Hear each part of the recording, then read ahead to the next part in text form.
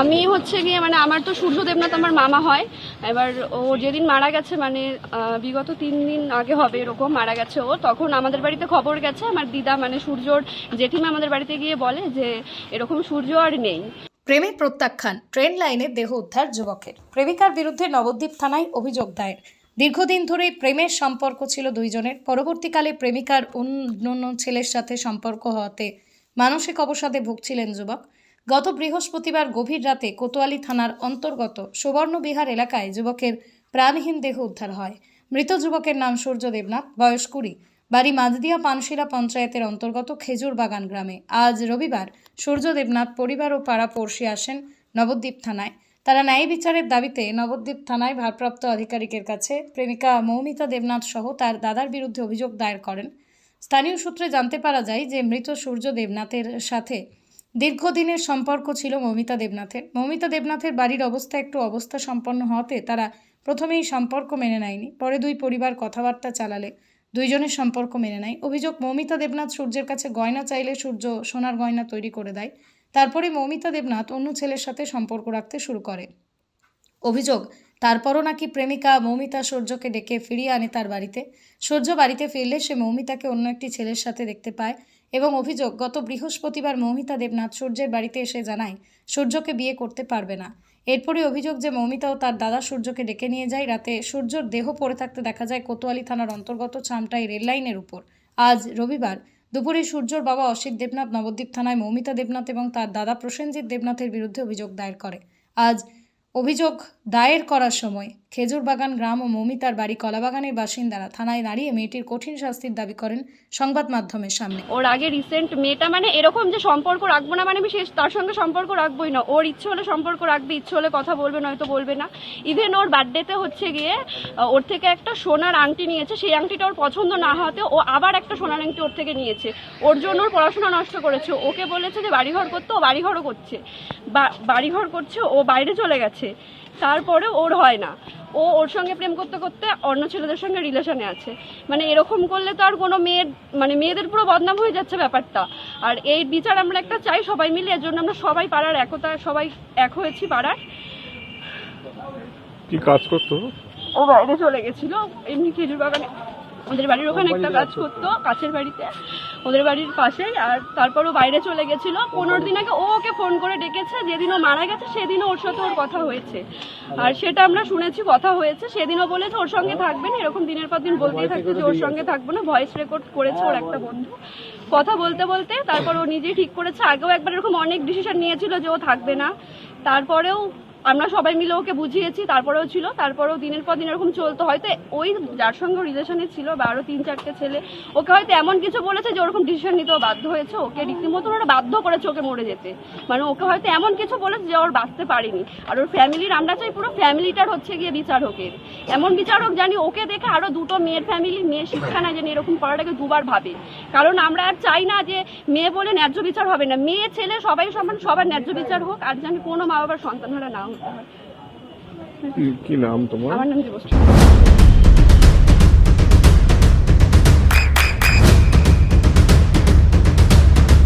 বৃষ্টিতেই স্বস্তি।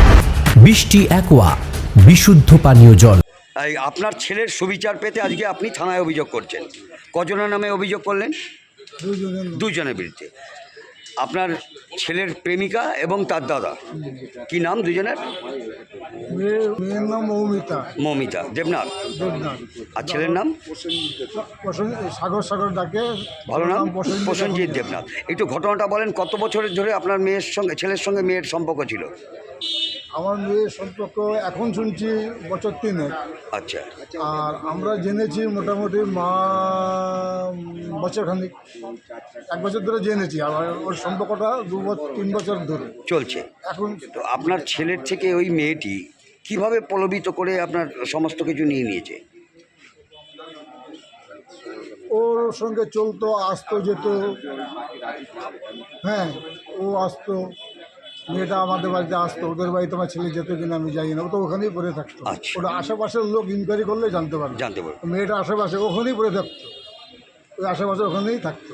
হ্যাঁ, আর মেয়েটার বাড়িতে আসতো, মাংস রান্না করে দিয়ে যেত, তরকারি দিয়ে যেত। ছেলের শরীর খারাপ হলে পরে ওই আবার মাথা যন্ত্রণা নাগাল্যান্ড থেকে এসছে, তখন মলম দিয়ে গেছে আমার বাড়ির লোকের দ্বারে কাছে, আমি পাশে দাঁড়ানো।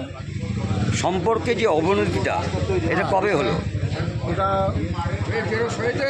এই ইদানিং তো নাগাল্যান্ড থেকে আসলো 15 দিন আগে, আচ্ছা, তখনও ঠিক আছে, কিন্তু এই কিছুদিন তো ছেলে তো আমাদের কাছে বলতো না, বেশ, এই কিছুদিন ধরে দেখতাম যে ওরা দাঁড়িয়ে দাঁড়িয়ে কথা বলে, তখন লোকে বলতো কত কী করে, হ্যাঁ, আমরা সামনে দিয়ে গেলে কথা বলতো না। এখন জানলাম যে ওদের সঙ্গে সম্পর্ক মনে হয় ফাটল ধরেছিল। তারপর বাড়িতে এসে ওই মেয়েটা এসে বলেছিল যে ওর সঙ্গে সম্পর্ক আর রাখবো না। আচ্ছা, ও তখন বলে যে তুই সম্পর্ক রাখবো, তোমাকে ছাড়া আমি বাঁচবো না, আচ্ছা, তোমাকে ছাড়া আমি বাঁচবো না, সম্পর্ক রাখবো না। আমার ছেলে জেনেছে যে ও আরেকটা ছেলের সঙ্গে মানে ওর নতুন করে লাভ হয়েছে। ওর বন্ধুবান্ধব দেখেছেন কোথাও হয়তো নবদ্বীপ কোথাও বন্ধুবান্ধব নবদ্বীপে আছে, পড়াশোনা করতো কলেজে বিদ্যাসাগরে। এখন ওদের সচ্ছে ও ঠিকানা নিয়েছে, ওদের বন্ধুবান্ধব দিয়ে ওই ছেলেটার সঙ্গে ফোন নম্বর নিয়েছে, যেই ভাবলো ওকে বলছে ভাই তুই এসব করিস না, করিস না। করার পরে ওই ছেলে মেয়ে শুদ্ধ ওকে হ্যারাসমেন্ট করে, বাড়িতে এসে বলে তোকে বিয়ে করবো না, আমরা তুই মর পর। আমরা বললাম বুঝতে পারি তোমাকে ভালোবাসে, এসব কেন বলবো না। পরশু দিনকে রাতে যে ঘটনাটা ঘটেছিল, কি ঘটনা ঘটেছিল? আপনার ছেলেকে কি ডেকে নিয়ে গেছিল? ওরা ডেকে নিয়ে গেছিল। কে? ওর বোন এবং দাদা, মানে দাদা এবং ভাই বোন মিলে ডেকে নিয়ে গেছে। হ্যাঁ, ডেকে নিয়ে গেছে। হয়তো ওদের সঙ্গে ঝামেলা হয়েছে, করবো না, হয়তো কিছু আবার মিল হয়েছে। আচ্ছা, ওরা তো মাঝে মাঝে এরকম হয়, মাঝে মাঝে মিল হয়, আসলে আবার মাঝে মাঝে আবার দেখি এক হয়। আপনার ছেলে যে রক্তাক্ত দেহটা আপনি ওই সুবর্ণবিহারের যে ট্রেন লাইন থেকে উদ্ধার করলেন পরশুদিনকে রাতে, ওটা বৃহস্পতিবার ছিল, রাতে আমরা যখন গেছি ওখান তখন 10টার কাছাকাছি। 10 টাকা কি দেখলেন? শুয়ে আছে রেলে লাইনে, মাথাটা এরকম দিয়ে হাতটা এরকম করে আছে, এভাবে শুয়ে আছে, রক্ত বেরোচ্ছে, রক্তাক্ত অবস্থা। তারপরে আপনারা কি হাসপাতালে নিয়ে গেছিলেন? আপনারা নিয়ে গেছে হাসপাতালে? আমার বড় ছেলে আর আমার নাতি ফাটি গেছিলো কোনো শুনে, ওরা ওখান থেকে তুলে নিয়ে গিয়ে গাড়ি করে, ওখানে রাস্তায় গাড়ি যেতেছিল, কোনো গাড়ি নিচ্ছে না, ওখানকার লোক আমাদের তুলতে দিচ্ছে না, এলে করেছে। দেখলাম যে একটা আমার ছেলেকে কাঁদতে ধরলে শোল গরম, মানে তো মানে বেঁচে আছে। একটা কেউ গাড়ি যাচ্ছে, কেউ যাচ্ছে না। আমার ছেলে ফুটবল খেলা করে, ওকে চেনে, অনেকেই চেনে, কৃষ্ণগর নবদ্বীপ নাম আমার জায়গার লোক চেনে। তো একটা গাড়ি যেতেছিল, দেখে ও চিনতে পেরেছে, নাম কি শেখ, কেউ খালি বাড়ি, ও চেনে। তো বলে যে ও ডাকছে গাড়ি, বলে কী হয়েছে? আমার ভাই অবস্থা। ওর সঙ্গে সঙ্গে বলে নেবে, বলে তো নিয়ে গিয়ে সত্যেন্দ্রকে নিয়ে যাবে। নেওয়া যাওয়ার পরে ডাক্তার বলছে দেখে শুনে ওই জায়গায় মারা গেছে। কি মনে হয় আপনার ছেলের যে প্রেম করত যে মেয়েটি এবং তার দাদা ধাক্কা দিয়ে ফেলে দিয়েছে? আমি শিওর ওই মেয়ে তো ধাক্কা দিয়ে ফেলেছে, তো আমার তো মানে বিশ্বাস। তারপর আবার কি ওরাই মেরেছে, ওরাই আগে মানে বিয়ে করবে বলে খাওয়া দাওয়া আসা যাওয়া। তারপর আরেকটা ছেলের খোঁজ করার পরে ওকে মানে ফোনে, ওর ফোন লক, যে ফোন তো আছে ওখানে ছিল, ফোন আমাদের কাছে আছে, আমরা অফিস আমাদের ওখানে থানায়, ওরা দেখবে বের করে কি হয়েছে, সম্পর্কটা কত বড়। আচ্ছা, আমরা তো যা বলবো সামান্য, 3 বছরের কাহিনী ওই ফোনের মধ্যে আছে, মেমোরিতে আছে। হ্যাঁ, মেমোরিতে থাকবে, যেহেতু ওই সিমে কথা হয়েছে। বুঝতে পেরেছি। আমরা ন্যায্য বিচার চাই। আপনার ছেলের নাম কি? আমার ছেলের ডাক নাম সূর্য, সবাই সূর্য তাকে, দেখতে একটু ভালো ছিল। আর ভালো নাম? দেবনাথ।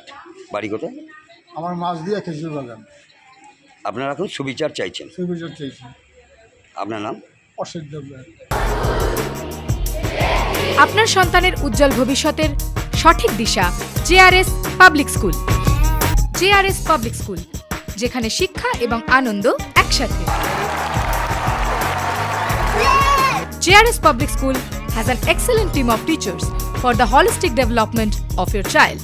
আপনার সন্তানের উজ্জ্বল ভবিষ্যতের একমাত্র ঠিকানা জেআরএস পাবলিক স্কুল। আপনি কোথায় ইনভেস্ট করবেন, কেন করবেন, বুঝতে পারছেন না তো? সঠিক গাইডলাইন পেতে আজই আসুন নদিয়ার চাকদাতে নিবেদিতা প্রাইভেট লিমিটেডে। Nivedita private limited, marketing and distribution service. Balcony বা সিঁড়ির রেলিং, মডিউলার কিচেন বা ড্রয়িং রুম, এক কথায় আপনার স্বপ্নের বাড়িকে করে তুলুন আরো সুন্দর। Chakda ply centre, gorgeous look বা কোয়ালিটি সবে 3 number 1 Chakda ply centre, Chakda ply centre, KBM Chakda Nadia. হোমওয়ার্কটা করেছো? হ্যাঁ স্যার। এ বাবা, ভুল করেছো কেন? চোখে কেমন ঝাপসা দেখছি, লিখতে আর পড়তে খুব সমস্যা হচ্ছে। চাকদার মডার্ন অপটিক্স থেকে ভালো চোখের ডাক্তার দেখিয়ে নাও। প্রতিদিন প্রকৃত চোখের ডাক্তার ও দৃষ্টি বিশেষজ্ঞ মডার্ন অপটিক্স চাকদহে। চাকদা অ্যালুমিনিয়াম সেন্টার, প্লাই, কাঁচ, laminates, kitchen fittings, door lock, window ও অ্যালুমিনিয়ামের খুচরো ও পাইকারি বিক্রেতা। চাকদা অ্যালুমিনিয়াম সেন্টার, পূর্ব লালপুর 50 নম্বর রেলগেটের পাশে, চাকদা, নদিয়া।